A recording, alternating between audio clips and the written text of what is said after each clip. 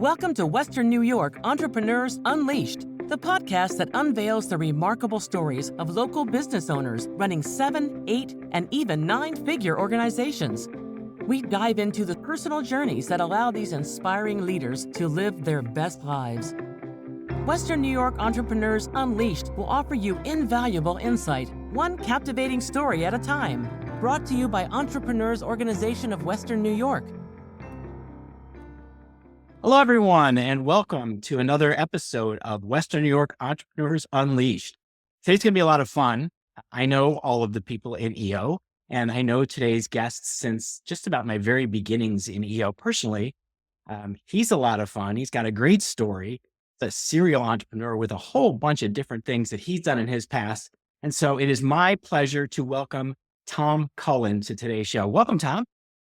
Thank you. It's good to be here, David. Got a little bit of a cold going on, but that's all right. Yeah, I appreciate you hanging in there. I think everybody's running a cold these days, and I really do appreciate you're going to stick through whatever sexy voice you're bringing to today. It's the sexy voice. It's not 2 packs a day. I know you've done a lot of things. You're a member of Entrepreneurs Organization in Buffalo, in Chicago. You started your career in very different fields. So just take us back in time and tell us a little bit about your story. How did you get on this path of entrepreneurship, and what were you doing before you became an entrepreneur? Yeah, absolutely. I'll give you the quick version. But I grew up in a little village of Cattaraugus in Western New York. I graduated from St. Bonaventure and moved out to Chicago. I was a trader on the floor of the options exchange. I was a trader for 11 years. So on the floor for 6, off the floor for about 5 or 6. And during that time, it was very electronic. So it went from open outcry, yelling and screaming to becoming electronic. So a lot of innovation in the finance world during that time. And while I was on the floor, one day, this is a story I'm not supposed to repeat, but one day, those are the best ones. $750,000 in one day. And it was really a computer issue. The market moved, all our orders were still in. And we essentially, the market was going down. We kept buying way high. So that's not how you're supposed to do it. It's not how it works. That's how my portfolio works. No, and mine certainly did that day. And that made me think, all right, maybe I need to learn a little bit more about this technology. There might have been some other words in the thought process. But so I started learning how to code and even went to a coding boot camp and stuff like that. Excuse me. And so then I started a company called Launchpad Lab. And that was really my entry into entrepreneurship. That was, and even during the boot camp, we were part of a group of businesses and startups that were really taking off. And that was insanely invigorating and fun to be a part of. And I started a Launchpad Lab out of that. I assumed you were still gainfully employed at the time you decided to launch this. And what made you say, hey, I'm going to leave a crazy, fairly profitable industry to be in, and here I'm going to go do a technology startup after I taught myself how to code? That seems like a hell of a leap. That's a good question. And your assumption is wrong, actually. That's the case. And the fact that maybe I can lose that much money in a day might tell you a little bit about my risk tolerance. And so that's not maybe everybody has different risk tolerance. And for me, I sold my business and the trading business and just jumped in the deep end. Okay. And we built Launchpad Lab. We started by building trading software, and then we built stuff we were consulting and building custom applications. And so then we were building for healthcare and startups and everything, you name it. Wait, so Tom, you said did you launch this venture with a partner or with employees? How did you get off the ground? Yeah, it's a good question. I had a partner. There's long versions and short versions, but after 6 months, it ended up with 3 of us, and a year or 2 later, we added another partner. So there were 4 partners altogether. And yeah. So was everybody technical, or did you start with different roles? Because I think for a lot of startups, it's really a question of who are the right people to get off the ground with. No, that's a great question. We had one person that was very technical engineering. I was definitely more business like savvy on the certainly I was the expert on finance and stuff like that. So I could help us write the proper programs that gave us a leg up. But also from a sales standpoint, that was really a lot of my role. I was the CEO and whatnot. And then we had other people who were just good operators and stuff like that. So of the four people, we had one that was super technical, a second that was maybe a unicorn, and then the two of us were selling and operating. Okay. So did you set out to just create the software to solve the problems on the trade floors, or did you set out to start out more to the custom software development? And curious as to which drove the business's foundation. I believed that I really was interested in user experience and user experience design. So I believe that we could do better than some of the user experience that we were seeing in the finance world and in the healthcare world and things like that. And to me, we built this custom software, but I was spending a lot of my time trying to just remove barriers to have answers or whatever the job was of the software to do for that to get done quickly. And perhaps what was the best experience for our customers. And so that's what we were trying to do right from the get-go. So design, yes, maybe some aesthetic design, but really the user experience design was really important to us. Yeah, what year was this? Because that's been so heavily talked about in the last few years. But you were ahead of the game here, weren't you? I'm never ahead of the game necessarily, but so that was in 2011. Okay. So a few years ago. So what were some of the biggest challenges you faced in getting Launchpad off the ground? Oh, so many challenges. I'd say easily the biggest challenge was my ignorance, and that continues I was every gonna say, is day. that a challenge or a blessing? Because I think for a lot of entrepreneurs, what you don't know can be a real asset because you just believe you can. Yeah, I definitely agree with that, and I'm remembering that as I've started a new venture since more recently. So yeah, it's just been that's been the biggest hurdle, to be honest. And so when I started it, I knew that we could deliver some good software, but from a business standpoint for our business, Launchpad Lab, I had a lot to learn. So we had to learn how to sell. We had to learn how to market. We had to learn how to operate the business, how to put the teams on it and everything, how to deliver in a way that our customers wanted us to deliver on and all this stuff. I knew we could get in a room and do the work, but that's just a little portion. So my ignorance around all of those things, and not to mention finance and accounting and all the kind of stuff was exposed pretty regularly, very early. And that learning curve is one of the biggest blessings in being an entrepreneur. We get to go and learn that stuff. And in the role that I was at with Launchpad and growing it was that I had 200 companies that I went into and learned how their business worked. And that was awesome. So you ran this business for about 7 years, if my timeline's accurate. Looking back, you had the benefit of learning through the school of hard knocks. But what do you think some of the most important lessons that took you from startup and figuring everything out to the point where you're able to have a very successful exit? When I first started, I'm big on trying not to learn on my own and trying to learn from other people's successes or failures. And I started reaching out, and I already knew a lot of the people who ran similar companies in Chicago.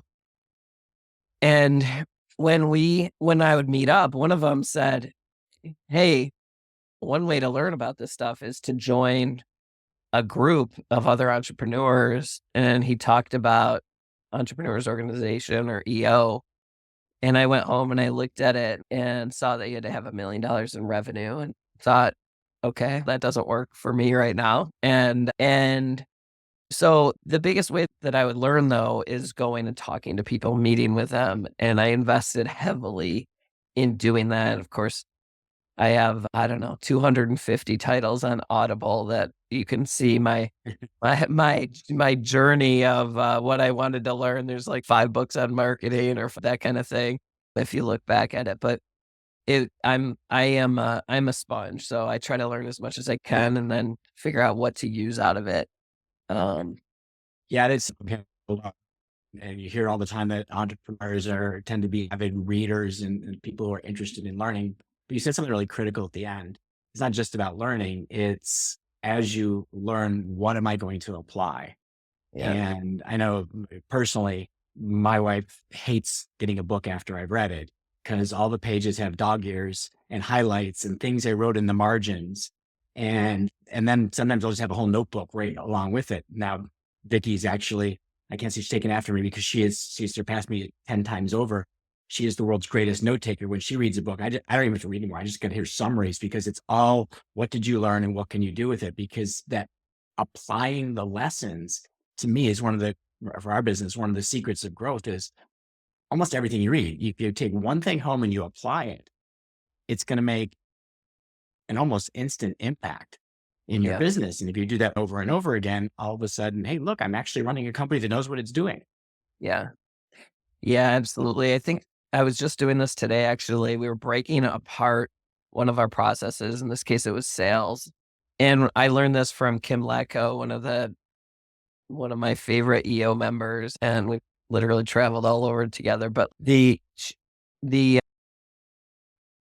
the way to break apart a process and then make a little change to each piece of it can have such an effect. And that's the type of stuff that I never thought about when we started or earlier on in the business. It was just, I have a fire hose hooked up to my mouth and can't even Yeah. function. The other thing that happened, I'm just going to jump over. So as we grew this business, Launchpad Lab, we got it to a point where I could join EO. And I kept thinking that the point of joining EO was, oh, I'll have this network and they're going to hire me to build their software and stuff like this. And that definitely happened a little bit for sure. And that was great. But it's what happened really for me was I looked at business and life, honestly, in a totally different way. There's like this idea of creating the business and the life that you want. And I never had thought like that. I was like, I was just in the weeds in the business in a lot of ways. And a lot of times you have to be in different times as you grow a business and have a business. But it was a different mentality that I feel really blessed to be around and get different ideas on what that even looked like from different entrepreneurs. It's interesting, Tom, because in the time I've known you, I didn't know you when you were in Chicago, but to me, you are one of the most purpose-driven people that I know, and that's really inspiring. So actually what it brings to the transition, like you sold your business, you came back to Cattaraugus County, and you said, hey, I'm going to do something small, revitalize the entire region of the southern tier of Western New York. A hell of a vision. So tell me a little bit about coming back home and what you wanted to accomplish and what you've done since you've been there. It's a good question. The mission of our new business, I'm just going to chime in with this, is actually to revitalize the whole world. You've expanded. I haven't Not got to just Rocket Cup New yet. York, because we're crazy. But when I moved home, I spent a lot of time thinking about my values, my purpose, my mission, just me personally. And getting that time to do that was really a blessing for sure. And how can we take that and move that on? So is what that looks like is my family really they run a bank it's the smallest bank in the country, I think, one of the oldest, if not the oldest in New York State. And it's one branch, one ATM. They have a mission and values and they stay home and they really serve the local people. So I was really brought up on that mentality. And it's inspiring. What they do is inspiring because it shows a different view into entrepreneurship. Into business and how purpose can really have a big effect. For me, my purpose and personal mission is to help others to fly. And I am constantly thinking about that and what does that look like? And that could be in my family or anybody that I interact with. That's what I try to do my best at. So what that's manifested into once I got home, I started working on revitalizing the little village that I'm from, the village of Cattaraugus. And that's grown into the county really of Cattaraugus. And I started an entrepreneurship center. It's called the St. Bonaventure University um, Innovation and Impact Center. So that is something that, getting with the university and some donors, we decided, hey, entrepreneurship and impact and innovation are things they're the fastest growing things in colleges and stuff like that. And it could really have a big impact on our region and anywhere that the graduates would go. And this is something that's really important. Of course, this is where I live. This is the kind of stuff that's interesting to me and helping people grow their business. So we started that at St. Bonaventure, and then we started a business accelerator. It's a 3-month business boot camp. So I run that I run all the content for that. And we just finished that here at the beginning of December. That was our 3rd cohort. 25 businesses have been through that. And thankfully, they're seeing good success, the ones who have gone through the program. How do we interact that change and help grow, help its economic development, give people the ability to see that shift that I saw where it was like, hey, I can actually design the life that I want and the business type that I want, and then set some goals and whatever to try to go get it. It's never a straight line towards that, but we're trying to give that to other people. That's pretty amazing. So now you're doing the revitalization efforts. You've got the St. Bonaventure Innovation Center. You've also, we haven't talked much about it yet, but you mentioned it, the Rocket Cup Coffee business. Yeah. And I know that family is a really big thing in your life. All right, how do you find time to balance those? Because most business owners are trying just to figure out how to get out of their email today, much less manage all these things. Yeah, that's a good question. The coffee. It's caffeine for sure.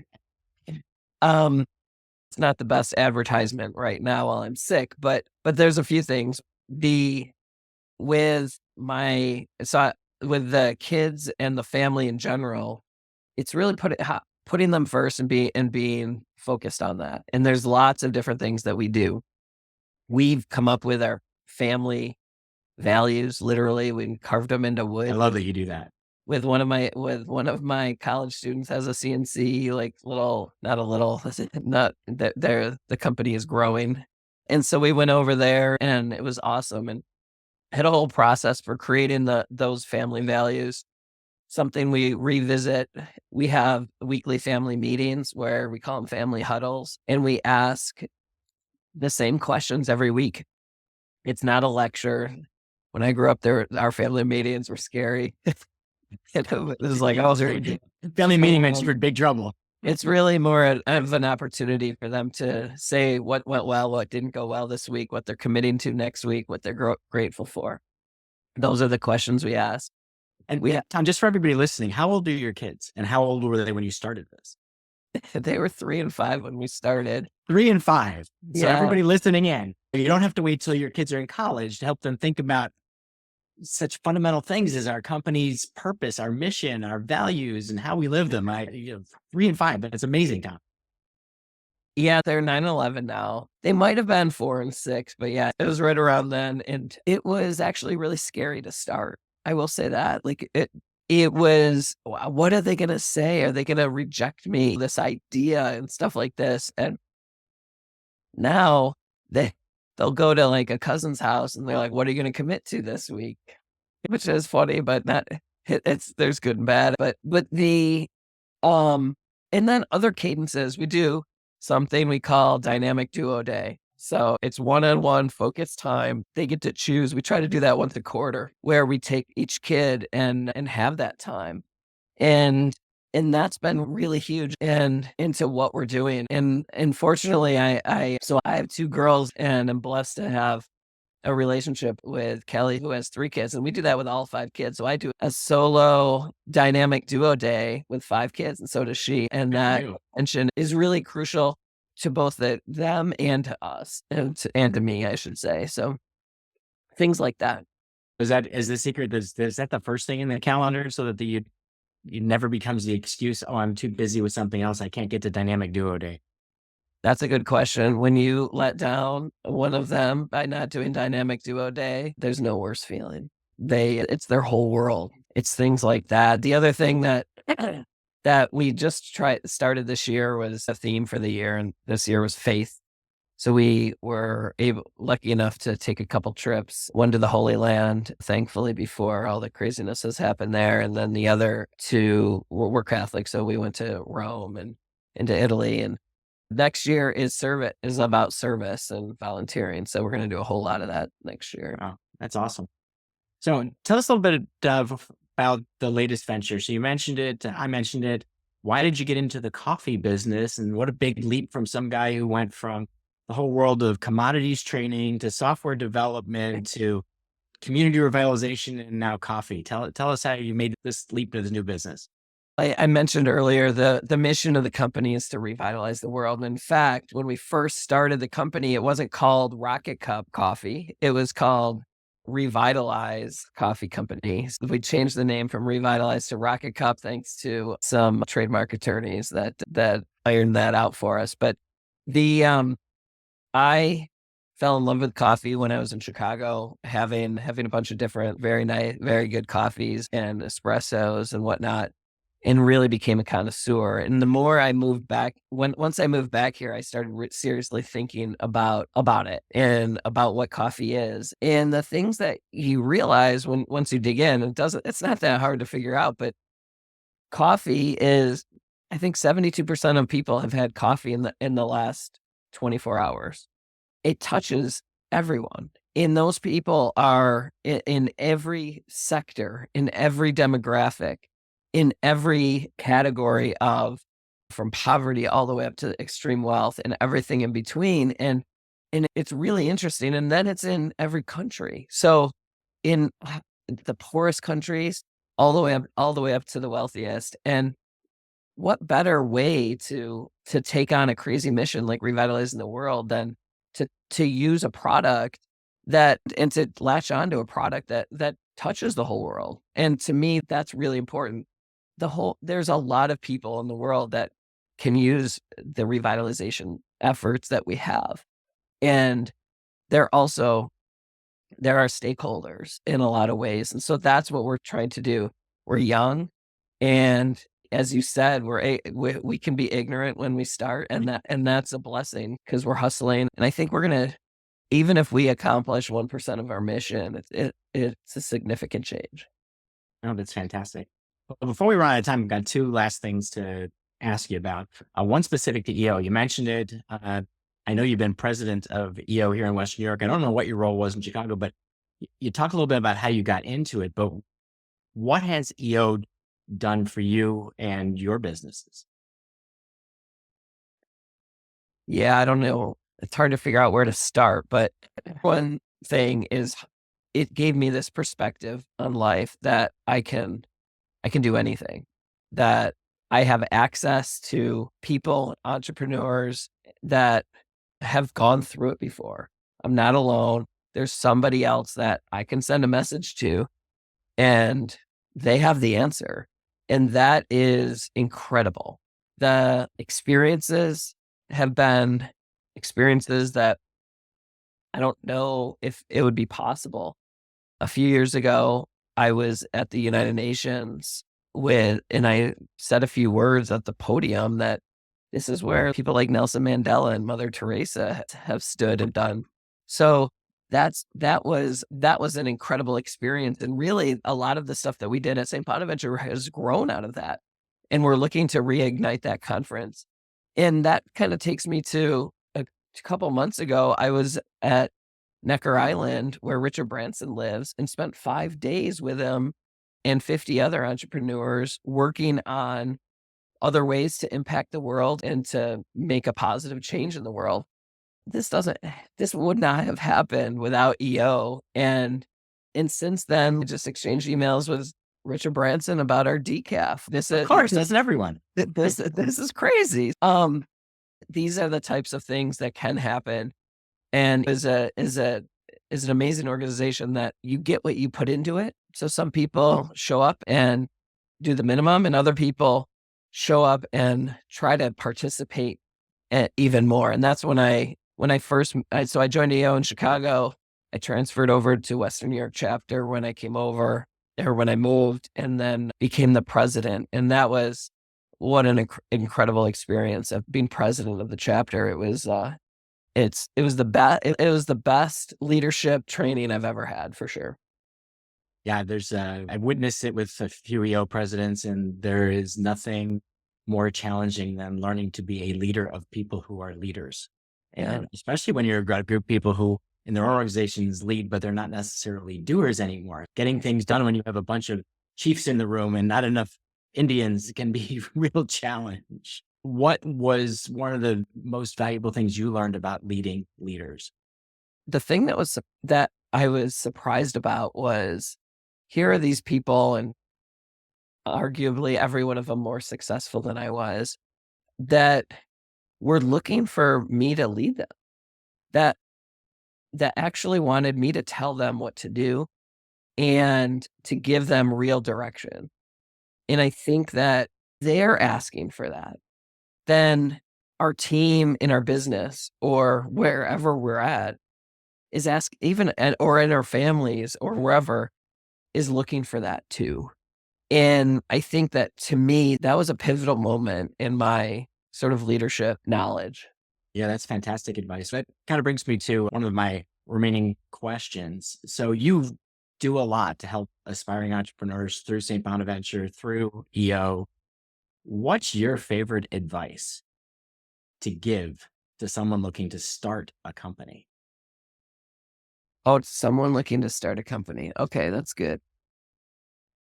That's literally the question I ask. We have an innovation night at St. Bonaventure. That's my final question. What's your advice looking for somebody looking to start? But nobody has ever asked me that. It's a lot easier being on this end. Yeah, it is. I think that the value of relentless optimism cannot be understated. So constantly we have setbacks. We have we have people who say it can't be done. We fail. This doesn't work. That doesn't work. But having relentless optimism to find the thing that does work is actually the trait, in my opinion, that will get you there, that will get you to the success that you're looking for. And I think you could take that to any part of your life. Yeah, I think that's great advice. One of my favorite books is Napoleon Hill's Think and Grow Rich. And that's what it is. When you have the power of a really clear vision of where you're going to go, and then the persistence that I talk about, never giving up. But why would I be giving up? If something goes wrong, I found one way not to do it. It's okay. I'll try not to do that again. The stove is hot. I won't touch it. Let's open the fridge instead. I think that's what an entrepreneur always does, is they don't get deterred by the setbacks. They see them as learning experiences. So Tom, just to wrap things up, looking ahead at all of the things you've got going on, what gets you most excited about either your professional world, your family world, your community involvement? What gets you the most excitement? All right. That's a multi-part answer. Because what gets me the most excited is my family life, for sure, as Kelly and I move forward and grow our families. But from a business/community standpoint, those are combined. So that was the big change that I made when I moved back here, is I was able to combine, hey, the business stuff that I'm doing is also going to fulfill my personal goals and mission. And that's not always the case. And so in this case, we sell the best coffee in the world to businesses, and they have it in there, and they're better off, and we give out grant money and stuff like this. And so the thing that gets me the most excited is growing this purpose-driven business to actually light these sparks that actually revitalize people, places, and throughout the world. That's awesome. So for anybody listening, please check out Rocket Cup Coffee. Tom's on a mission to do a heck of a lot of good. And the more that we can all support him, the more good that we are doing. Tom, I want to thank you very much for being part of today's show. This was fantastic. I wish I was taking notes. Like I said earlier, I don't have a pen with me to do that, but I'm going to absolutely go back and re-listen to this because I've got so many takeaways. So thank you. No, thanks for having me. And I appreciate all that you have done, David, just a true friend. Thank you. All right.